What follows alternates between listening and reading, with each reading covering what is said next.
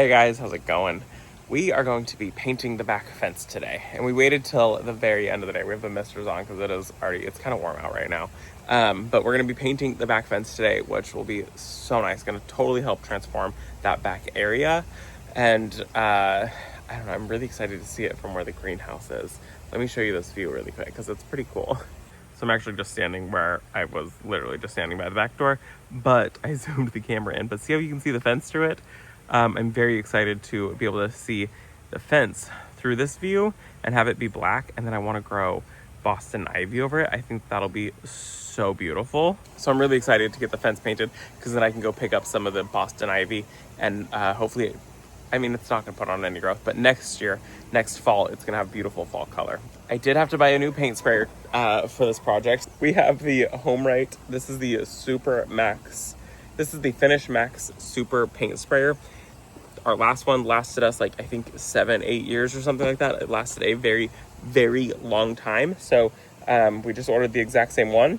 They come in different styles, I guess. I have only owned the Finish Max Super one, not the other ones. I don't know about the other ones. I can't recommend the other ones. So if you buy a paint sprayer and you decide to buy the cheaper option because it looks the same, but it's not the same, I can't attest to that. That's not the one I'm recommending. I'm recommending the more expensive one. I think it's worth it. It makes projects go so easy. We did our entire house. We did our entire fence. We did our shed. We did our aviary. We've done other projects. I've repainted furniture with this thing. I've repainted everything with this thing. It's really, really nice. I wasn't recording and I just did my whole spiel. Let's start over.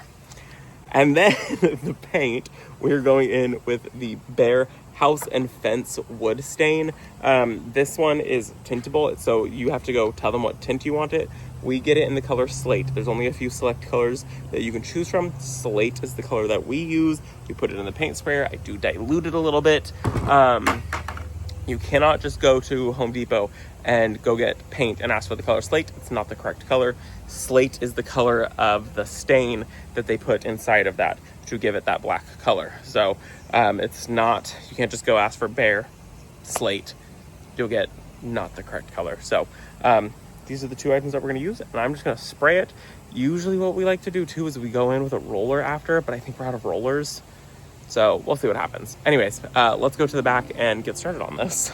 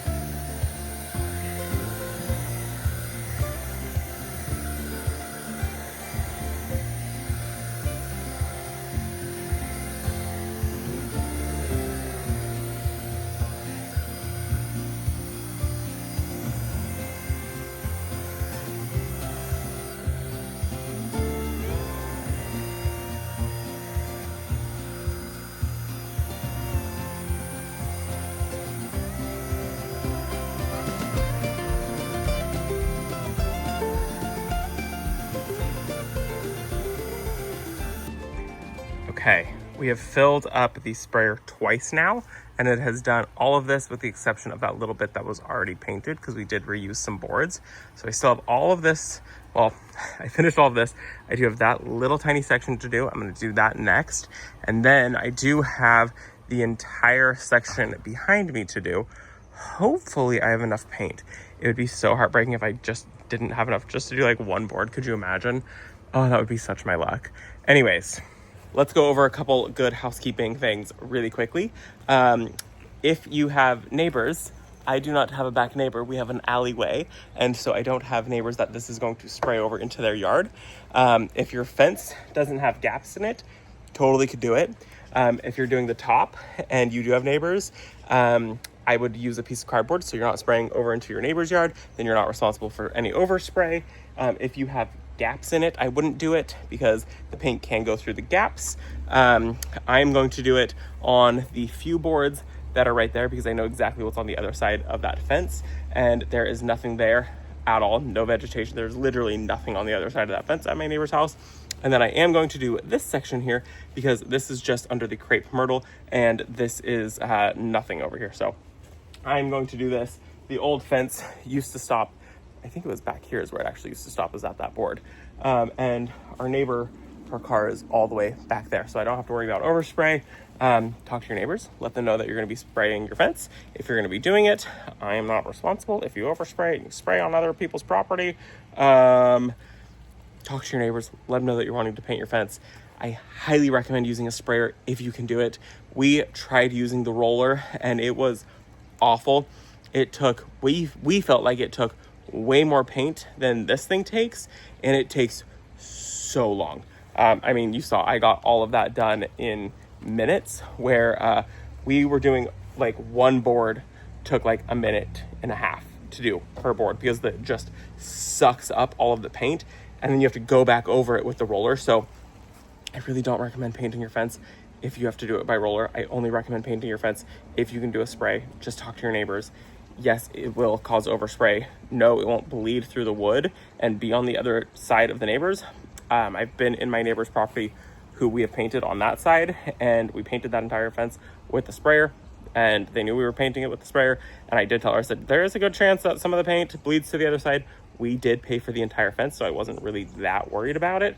She said she wasn't worried about it if it happened, and it ended up not being an issue. She said that like if you get up close, you can see like a speckle here, a speckle there, but you don't notice it. So talk to your neighbors. Don't just go spray your fence. I am going to get back to spraying now because this is going to be a super easy project. It's really hot out though, so I'm a little bit sweaty, but it's a very, very easy project. If you're going to use the paint that I'm recommending, you need to use the red tip, which is the big one. It's for the stain and latex and things like that. So you got to use the biggest tip, the red one. Let's get back to work.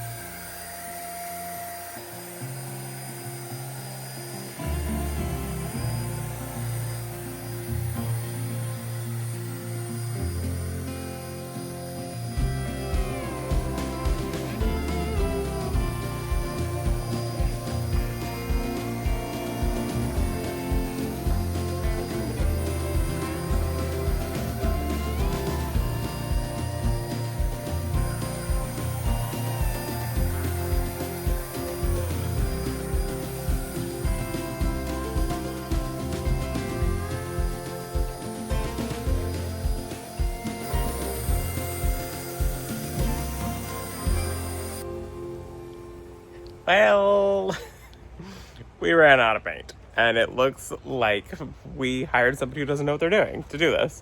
But once we get it all painted, and that's what you see, that looks so much better. I mean, knew we were getting low on paint, so it's a little thin. But when I go over that section with a second coat, like the rest of that over there I was much heavier with my hand, and that's what it's supposed to look like, and that looks so good. I will have to probably from about here go over with a second coat. I was just trying to stretch and just see. Also, this is still wet, so it does look even more splotchy on camera than it will be. But I know that like this board right here, I was a little light-handed on that one, and on those boards I was very light-handed because I was just trying to pass I was just trying to get a pass through, but they're also soaking wet, so they're really glossy right now. We're gonna run to Home Depot, pick up more of this paint because we still have not a whole lot left to do. Enough where it's fine if I have to buy more paint. I'm really hoping I can just buy a gallon of it. I don't remember if it comes in 1 gallon. I'm hoping it does because I don't want to buy a 5-gallon thing of this. We'll see what happens. So off to Home Depot we go, I guess. Okay, so this is the one that you're gonna want to grab. It's actually this lower one. So Bear, it is the House and Fence Wood Stain 10-year tintable deep base number 30. It also comes in the tintable white base number 11. I've never used that one, so I can't speak on that. This is the one that we use, number 30, and it is $170. So much more expensive than I remember it being. But they also do have it in the 1 gallon, which is what I'm going to grab. Tintable base number 30. It's $35. Well, it's 36 bucks. So we're gonna grab one of these, and that should be enough to finish the fence. All right, it is the next morning, and I put my painting clothes back on. We've got our 1 gallon of paint, and we are ready to get the rest of this fence painted today. Luckily, the morning, the whole area is in the shade still, so that's really nice. So it's gonna make working really easy. Plus, it is actually gonna be about 15 degrees cooler today than it was yesterday. So that's also really, really nice.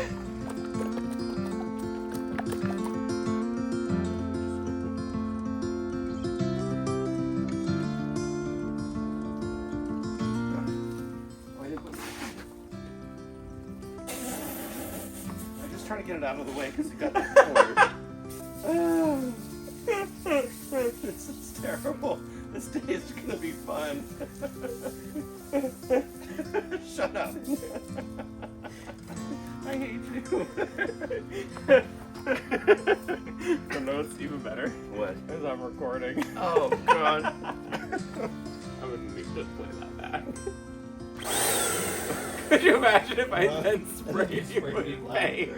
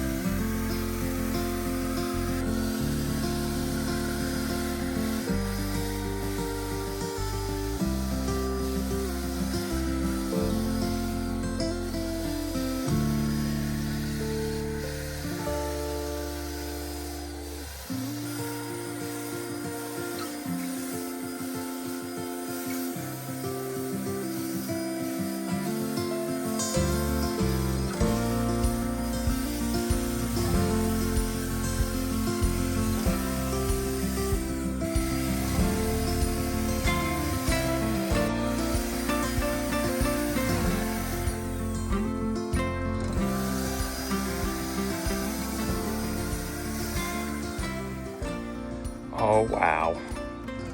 That looks so good, and this whole area looks so big. Ignore my tripod. Okay, I have to leave that there for Instagram. Anyways, it looks so good. I am so impressed with it. I really cannot believe how big of a space we have back here. It feels massive. Babe, do you know how big of a space we have? Brent thinks that we have about 15 feet back here, which is so nice. I have to now kind of consider everything that I already had planned for this space. I really thought it was going to be tight and cozy because I was so used to the fence being like here-ish or somewhere. I mean, it was only here, I guess. So it still was a pretty big space. We didn't really gain a whole lot, but what we did gain is really, really nice. I mean, my original plan was like tuck in a couple little trees, hydrangeas, and then like a small little bistro set back here. But I think we're going to have so much room back here. Now I'm thinking like a couple raised beds for like some shade plants, for like winter greens and things like that. And then hydrangeas and a water feature. Like I have so much space back here. It's so nice. So if the whole fence is done on this side, the whole fence is done on this side and all the way back and down. And then, like I had said, now this area here is going to be our storage. So we're going to put up a little fence so the dogs don't go back there, because lawnmower, gorilla carts, all of the things are going to go back there. I'm going to put up a white picket fence like we used to have right here. It'll just span that entire thing. And then we will level out that gravel back there so that way it doesn't become a mud pit. And then that's just going to be kind of like our ugly part of our yard where we store everything, because right now it is all out here. There's the man hiding behind the roses. Literally hiding behind the roses so he doesn't get seen. But we have everything like, it's so bad right now. So this is just going to be so nice to free up all of this. And then I'll have all of this planting space here. I don't know what I'm going to do. I got to look and see like how much sun does this get, because this section is really shady because of the shed and the birch trees. But now I don't know. What is this area? Do I fill this in with like 4 or 5 more birch trees? I don't know. And before we say goodbye, look at this angle. Now you see through the greenhouse. Isn't that so much better now, rather than just seeing the white fence? And this is the main reason that we got a white greenhouse. I was originally going to get a black greenhouse. That was the original plan. And then I was like, wait, we have a black fence. It will literally just disappear. And so that was kind of one of the major deciding factors, plus also the whole heat thing. And also the limestone thing. It all kind of like fell into place. I really wanted to do a black greenhouse. I thought it would have been so beautiful. Very like gothic, very gorgeous.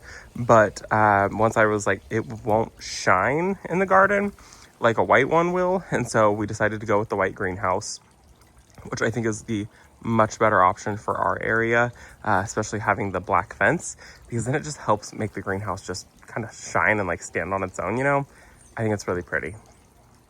So anyways, now I have to kind of go back to the drawing board and figure out what we actually want to do in this area, which is very exciting. I'm very excited about this garden space that we have. Nothing is happening back here until next year at the earliest. It's going to be just kind of be put away. I mean, maybe a few things might go into the fall time. Maybe, I would like to, now that we have this taken care of, I would like to take care of this area here, which is going to be pulling all the Bermuda grass and putting in the metal edging. But I think that's probably going to be it for the year. I've got a million other things that need to have some energy focused on them. Anyways, I hope that you guys enjoyed this video. It was so great to get the fence done. Brent helped. You saw him spray himself. It was really funny. And then I almost sprayed him with the paint sprayer. Highly recommend the paint sprayer. It's a slight learning curve. If you've never used a paint sprayer before, you're gonna have to adjust the dial on the side to let out more paint, less paint, and kind of figure out what works. I always recommend like doing a test piece. I don't really do a test piece anymore because we've been using them for so long, but you can always just do it on like a piece of cardboard. And then we did use that cardboard, as you saw up here, so that way I didn't spray the tree or over into my neighbor's yard. So I think that's it. I hope you guys enjoyed this video. Thank you so much for visiting our garden, and I will see you all in the next one. Bye guys.